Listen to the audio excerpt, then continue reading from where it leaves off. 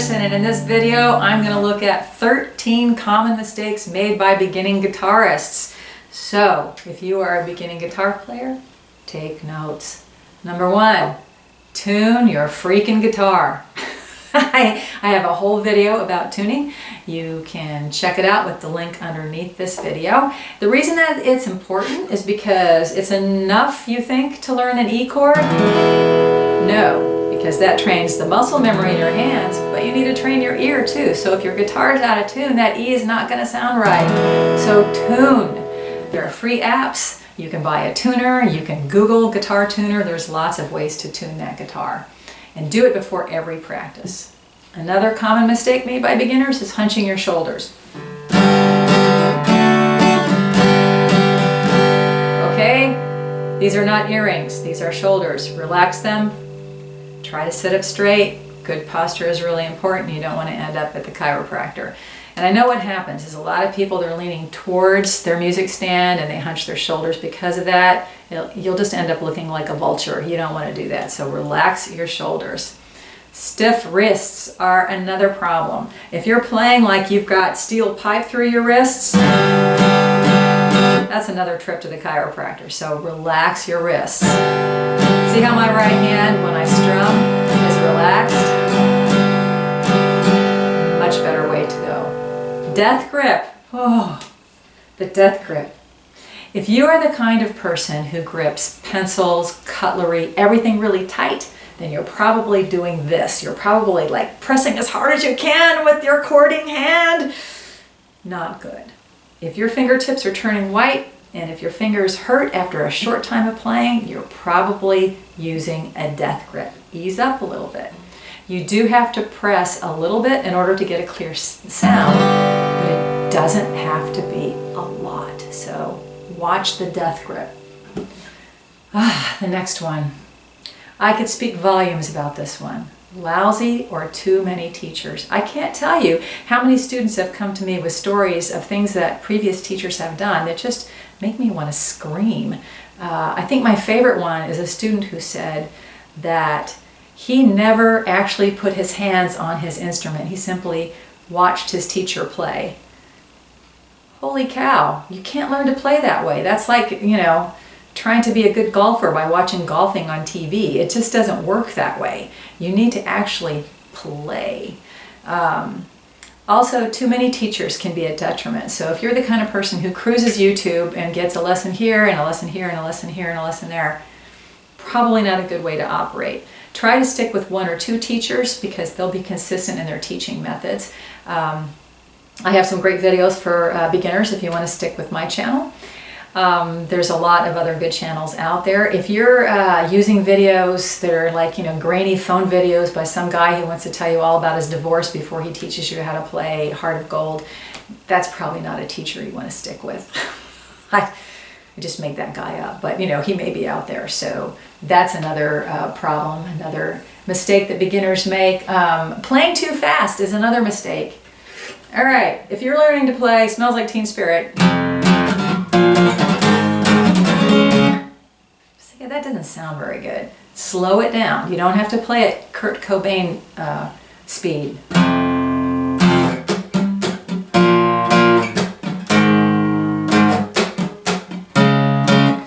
Learn a song slowly, then gradually speed it up. If you play it too fast, you'll make mistakes. Your hands will remember the mistakes, and it takes a lot longer to undo those mistakes than it would be to play it correctly in the first place, albeit slower.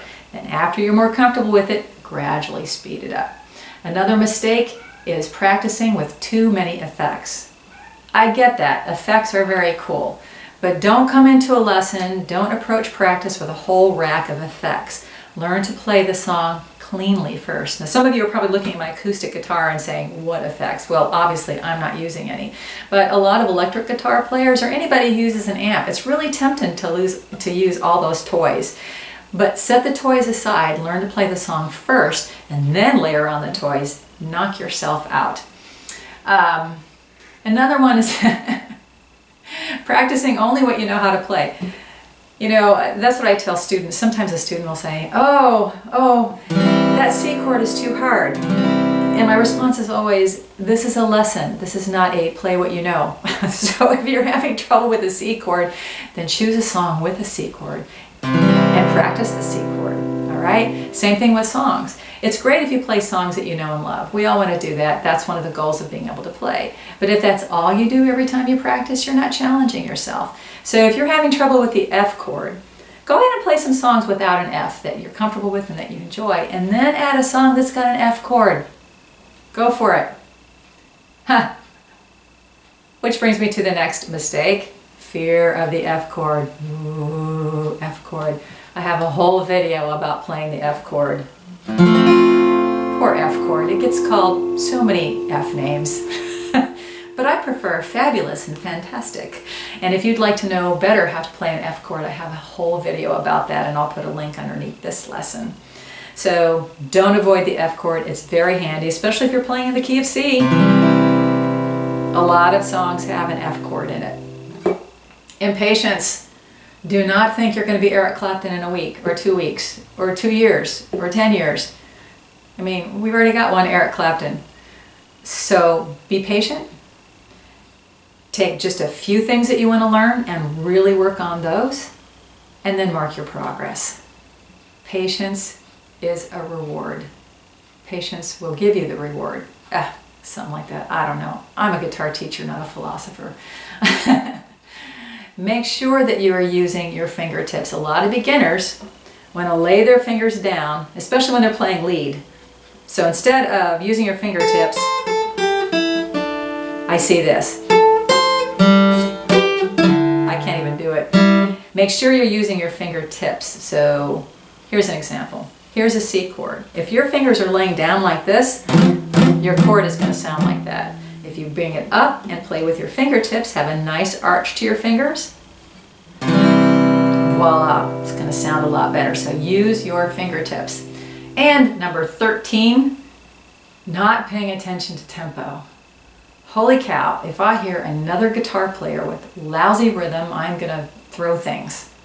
Well, not really. I'm not a violent person, but it's really important to practice playing evenly and smoothly. Here's where a metronome comes in handy. This is my metronome. You don't have to go out and buy one of these. You can if you want, but there's lots of apps that will help you. You can just Google metronome and find all kinds of stuff. So I'm going to set this one.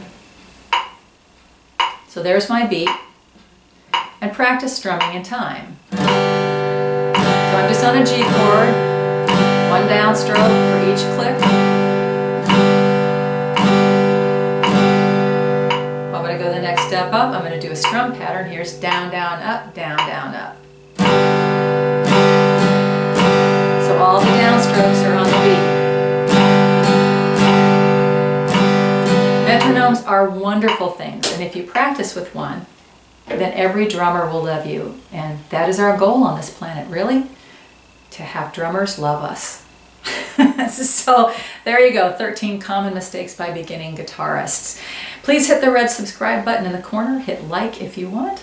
If you want Skype lessons, you can go to jamieanderson.com, and there's an email form that you can fill out while you're there. Look around. I am a singer-songwriter. I've got lots of original music. And if there's something that you'd like me to teach that you don't see at my channel, please put it in the comments below. Thanks for tuning in.